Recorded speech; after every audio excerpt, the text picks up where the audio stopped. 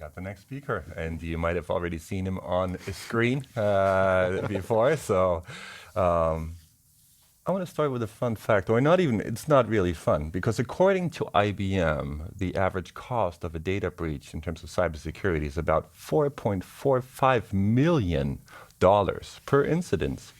And that is really crazy in my view, 4.45 million. And maybe some of you actually remember the painful series of ransomware attacks where your computers were locked up and you had to pay a couple of hundred or thousands of dollars to unlock them. And now comes AI. What does the advent of AI mean to cybersecurity? And I'm pretty sure our next speaker can shed a light on that. Why is deeply driven by the role of the Chief Information Security Officer and rethinking how businesses can protect themselves most effectively from cybersecurity threats. He has been recognized by Google among the top 10 impactful contributors for their security from 2006 onward. He actually made a business out of this with his cybersecurity consultancy CISOCon, where they actually run the security programs and fill the Chief Information Security Officer roles in these companies. Please welcome on stage Christian Matthies. Christian, great to have you on stage. Wow, what an introduction. Thank you for having me. Quick check on the mic. Can you hear me okay? I can hear you wonderfully. You sound and great. Yes, welcome. Beautiful. Christian, I have an initial question for you, and that is, was there like an epiphany moment for you to get interested in cybersecurity? Yeah, it's a good question. I thought about this for a little bit. It's sort of an embarrassing answer, but I'll give it anyway. So I think this must have been in 2000 or so. It's kind of when I found out that MD5 hashing algorithms and checksums can, be reversed even though they're not supposed to be reversible, like via brute force. And then I thought I had something figured out at the time. That was clearly a very naive and I would describe it as like undereducated epiphany, but it did certainly lead me to where I am today. So that's how I would describe it. Okay. Awesome. Yeah, it's actually a thing. Cybersecurity, I think, for us is pretty inaccessible, and that's why I'm looking forward to your talk now to shed a little bit about the implications of AI and cybersecurity. Christian, looking forward to your talk. Cool. Thank you very much, and hello to everyone. I have prepared something that I will bring up on the screen now. It's a video, and I hope this works video and audio-wise. So let's see here. Give me just a second to set that up. Okay, here we go.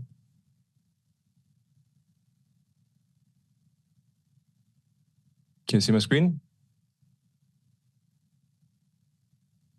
Is this visible? Can somebody give you feedback, please?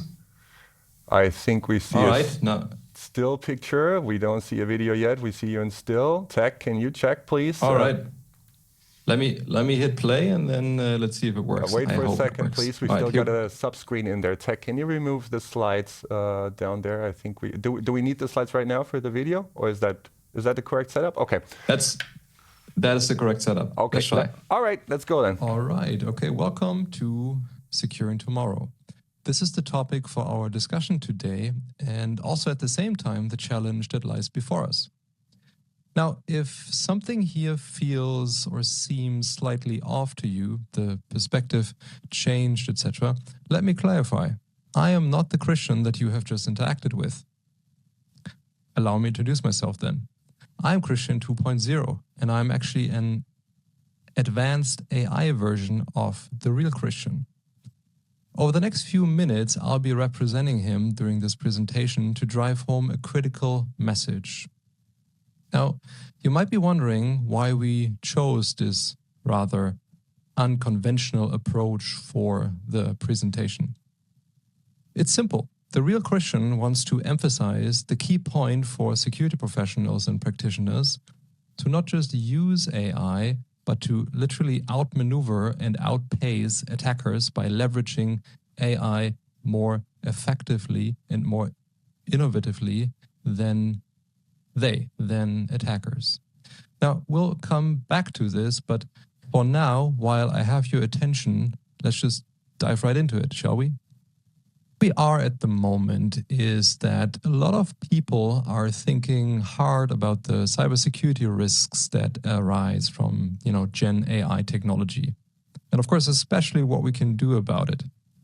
The individual that you see on the picture with the yellow arrow floating over his head, that's actually the real Christian. Meeting his CISO peers in sunny Tel Aviv, that's the mecca of cybersecurity, basically, and dissecting hard problems is sort of his absolute happy and sweet spot.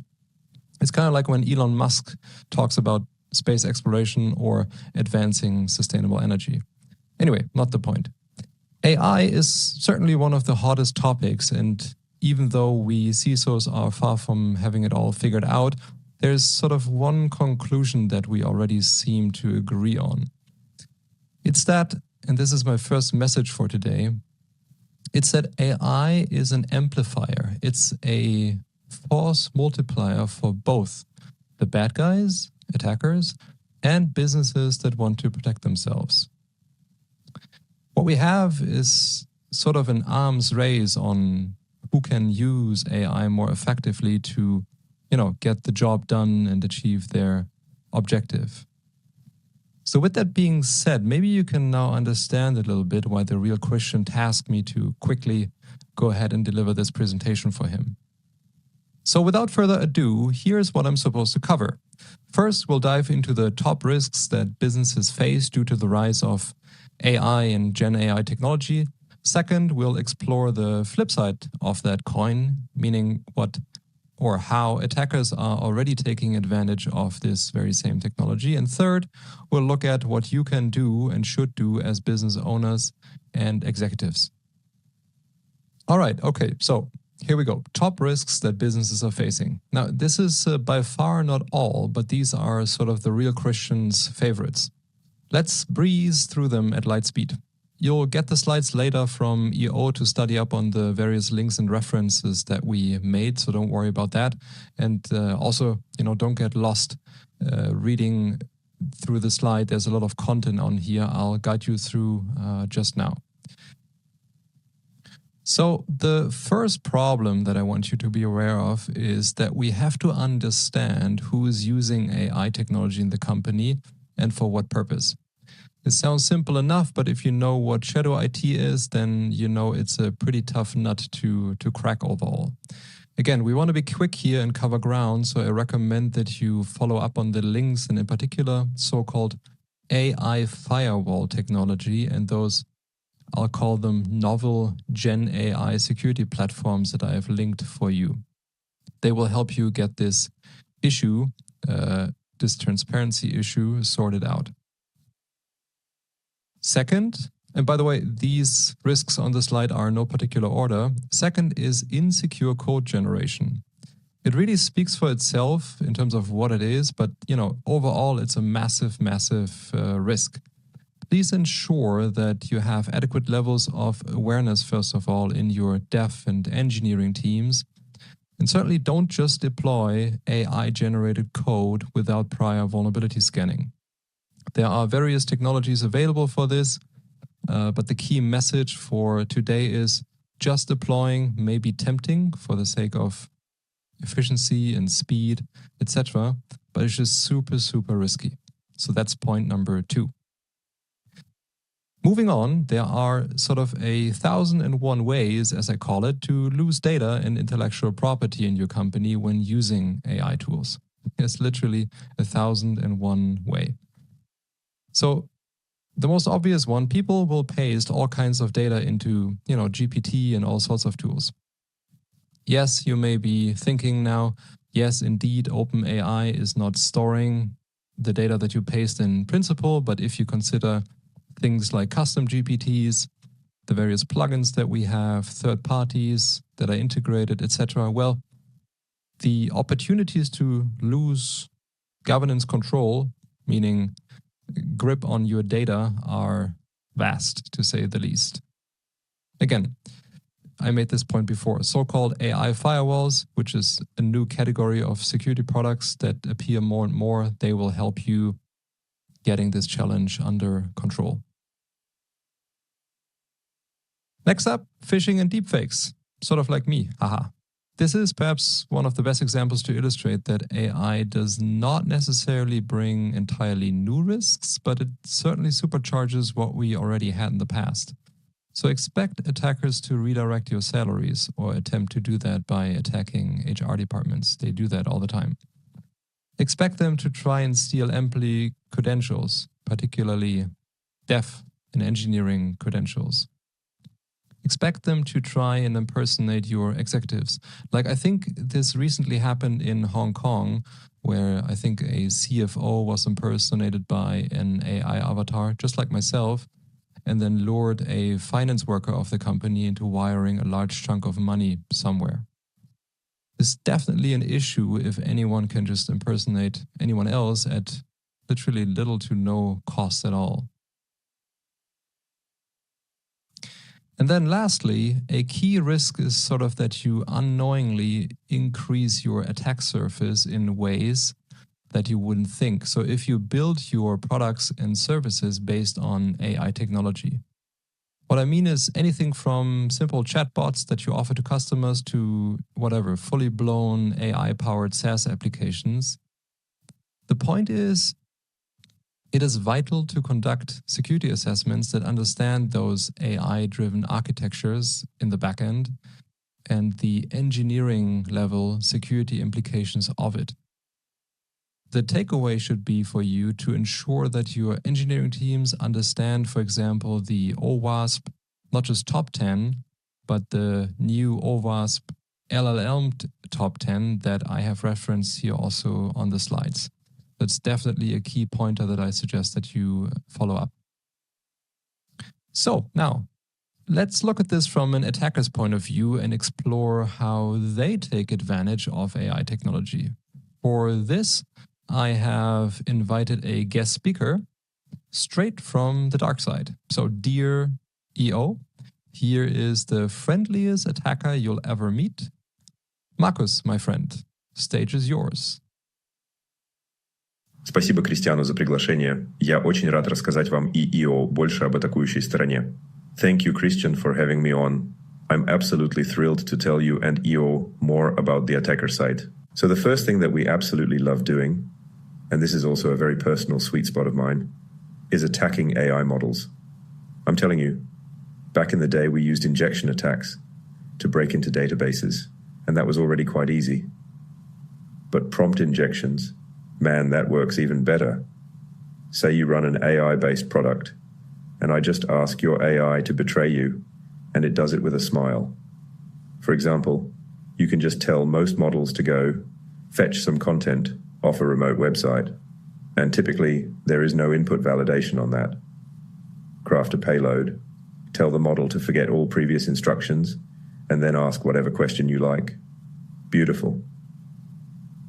Second, phishing. I love it.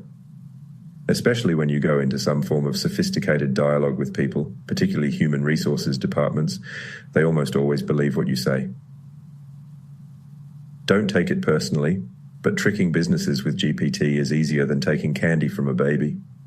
And before you ask, no, we don't actually take candy from babies. That's where we draw the line. Next up, deepfakes. I absolutely adore them. Just last week, we impersonated a well-known CEO with a deepfake avatar and kindly suggested a donation to our cause, unless he fancied a rather imaginative press release going out. Spoiler, he was very generous. Ha ha. Next on my bucket list, becoming the CTO of the same company for a day, aiming for a little heart-to-heart with their supply chain employees. Well, deepfakes, folks, a gift that just keeps on giving. But to everyone who is listening here, no making digital twins of me, okay? I'll leapfrog over points 4 and 5. Of course, we use AI to develop malware and build exploit code. But honestly, I'm too thrilled to dive into point 6. You folks are all about building software as a service, right? In our slightly more shadowy circles, we fondly refer to that as crime as a service. It's like your SaaS, but with a less favorable mention in the press. Thanks to AI, scaling our, let's call them unconventional enterprises, has never been easier. Less grunt work, more lucrative returns, and the cherry on top. It'll probably be years before security teams can play catch-up. We're not just ahead of the curve, we're drawing a whole new one. Christian 2.0, was this helpful? Markus, if I had a humor module, I'd be laughing. Kidding aside, that was actually incredibly insightful. So thank you very much for the enlightening, if not slightly alarming perspective. So I guess before I hand it over to the real Christian for questions, because this is really something that only he can do, let me finish off by saying this. What we have an asymmetry problem in the cybersecurity industry. And what I mean by that is that attackers just have an unproportionally, much easier time breaking into businesses and running extortions in comparison to what defenders can do, what CISOs can do, and security teams can do to protect themselves. This slide, I think, shows the contrast, or again, what we call asymmetry problem, I think very well. You might think that breaking into companies is tough, but that's actually easy. The real Christian did that for many, many years, including professionally for many years for Google, like Markus, the host Markus, said in his introduction. But as the real Christian will probably confirm to you, securing businesses from a CISO's perspective, inside out and with structured security programs, is a much tougher and hence much more fun job, at least in the real Christian's opinion. So the truth is the CISO community must increase pace. And so do we as businesses need to increase pace and close this asymmetry gap by taking more advantage of AI. We are not doing that today. Where AI can help us, we must leverage it. Now, with that being said, I'm returning the floor to the actual real Christian. Christian, have I captured the essence of our challenge and path forward accurately?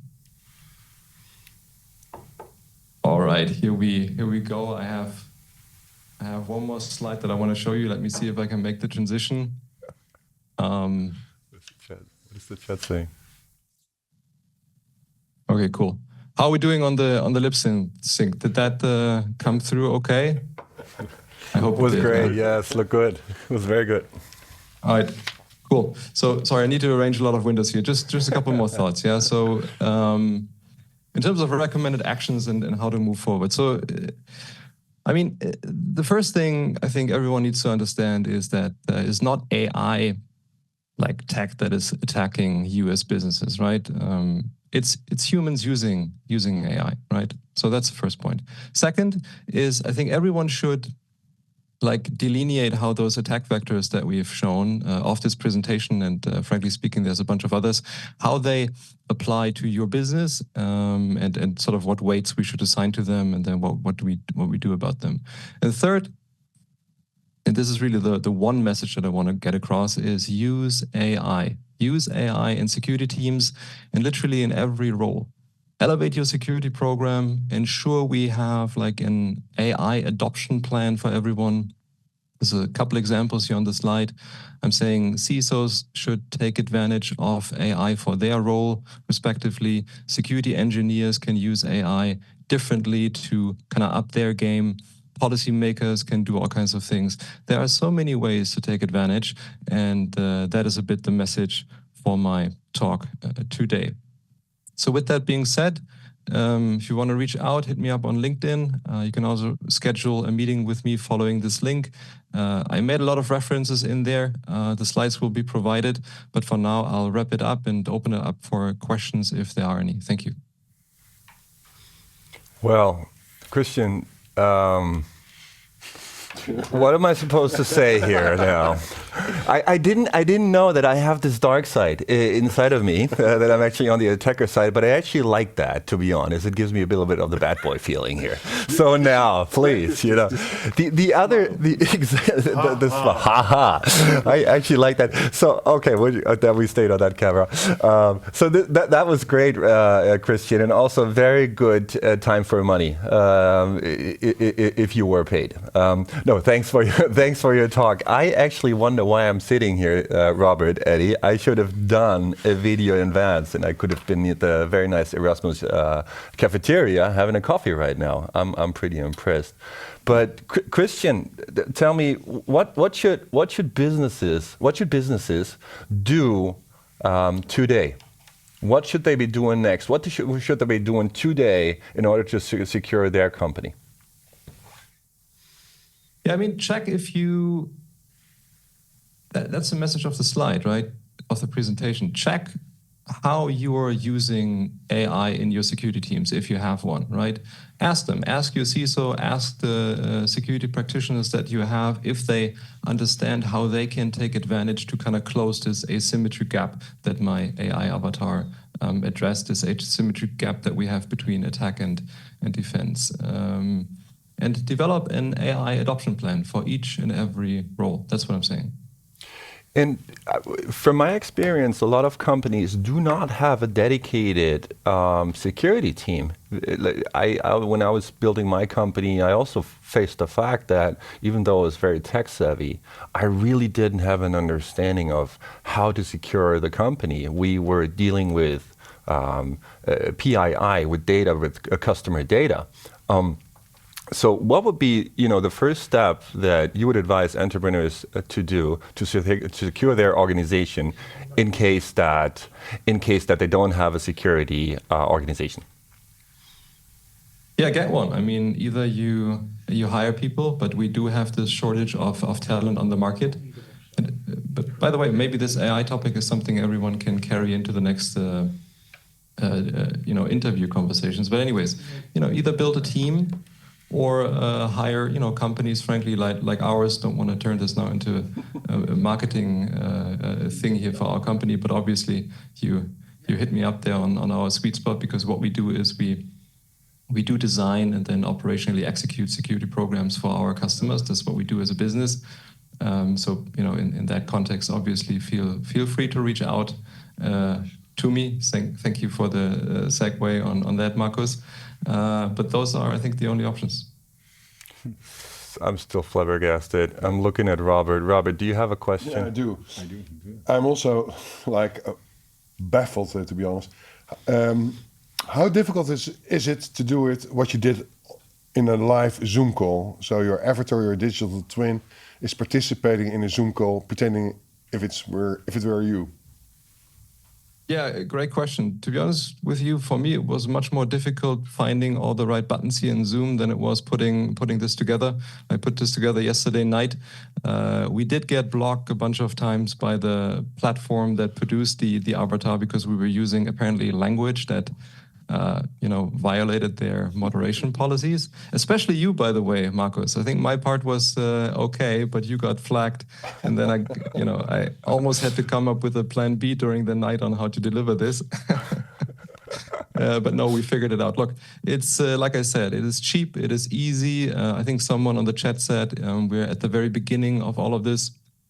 Avatars will become much, much better as time goes on. We'll see more of this.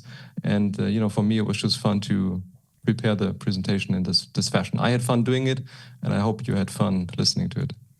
But coming back to my question, can you do this live, impersonating me? Well, I guess I could. Haven't tried it. There would be some difficulties that we'd encounter. Like, I cannot just record you as you speak here and then upload you to any of the professional avatar, generation platforms, because, you need to give consent in a certain way, et cetera. But I'm sure that can be circumvented as well. So because the story could be like this. So I'm, as a CEO, addressing my staff and my CFO in a Zoom call. and Yeah. and my digital twin is being asking my CFO to transfer some serious amount of money to a bank account somewhere offshore or in bitcoins. How difficult is it to do that? I don't know. I'd say maybe 4 out of 10, maybe at the most. So 10 being difficult. work to be done. Yeah. I guess development. I also see Louis in my left eye. Louis, do you have a question? Yeah, we will have just a very last question, Christian. From what you have shared now, basically this is taking social engineering on steroids, right? So we are exploiting human vulnerabilities. AI is not yet autonomous in exploiting this. Do you see a future where AI on its own will try to explore software vulnerabilities to get into our systems and really put us in difficult places? Yeah, I think where we are right now, again, is that it is humans using AI that is, humans that are attacking us at the end of the day, not AI itself.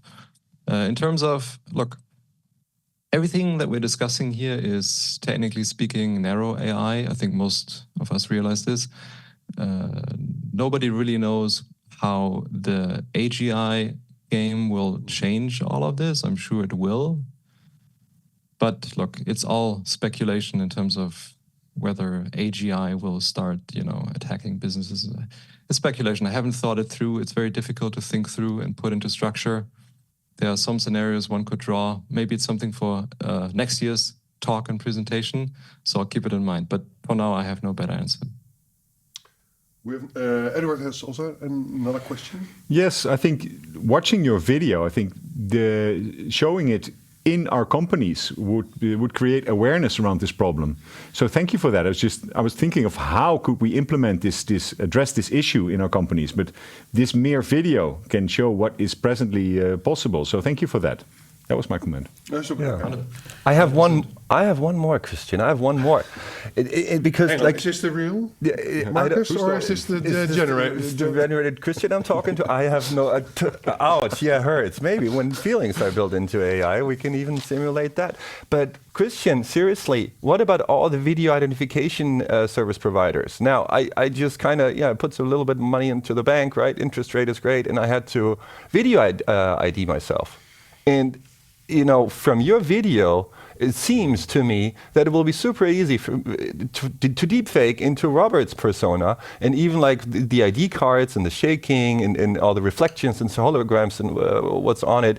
I mean, is that still secure, or do we need to stop using this? What's your view on this? Because to me, all this video stuff is changing. Obviously, you're onto something there, but realistically speaking, we're not at a stage yet where those kinds of ID processes can just be circumvented. We're not quite there yet. And also, I mean, because especially they can build like defense measures to kind of validate, sort of like we had CAPTCHAs introduced many, many years ago to tell like computers and humans apart on the web, if you know these things where you have to select traffic lights and so on. Yeah. You can do something equivalent when you're an ID sort of service provider like that, and then figure out if somebody's trying to circumvent your process or not. So we're not quite there yet, but we'll certainly get there. And as soon as we do, those kinds of providers will need to adapt. How? Well, that's up to them. Wow. So, yeah, Christian, the real Marcus is thanking the real Christian and the real, the fake Christian. I'm not sure about the fake Marcus yet, whether I should thank him at all. Ha-ha, I would say. So with this ha-ha, thanks a lot, Christian. Thanks for your contribution. Super interesting. Connect with Christian. I think there's so much more in the cybersecurity space to explore. And off to our next speaker, Robert.